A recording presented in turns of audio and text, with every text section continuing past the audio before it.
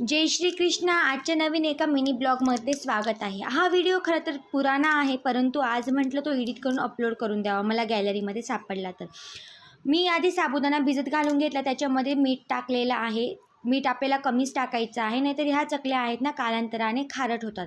त्यानंतर त्या व्यवस्थित पसरून घ्यायच्या आहेत इडली पात्रामध्ये. तुम्ही डिशमध्ये पसरून घेऊ शकतात आणि त्या मग वाफवून घ्यायचे आहेत 10 मिनिटं. आता हा साबुदाणा व्हाईट दिसतोय ना, तो वाफवल्यानंतर आपल्याला पूर्ण ट्रान्सपरंट दिसतो, तुम्हाला व्हिडिओमध्ये दिसतच असेल.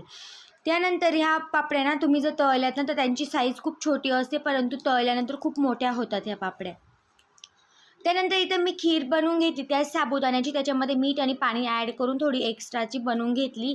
तुम्हाला हवं असेल तर त्याच्यामध्ये फूड कलर पण तुम्ही ॲड करू शकतात. हे बघा, मी आता इथे ब्ल्यू कलर ॲड केलेला आहे आणि असेच वेगवेगळ्या कलरचे बनवलेले आहे. तुम्हाला कशा वाटल्या मला कमेंटमध्ये नक्की सांगा. सोबत लाईक, शेअर आणि सबस्क्राईब करायला विसरू नका.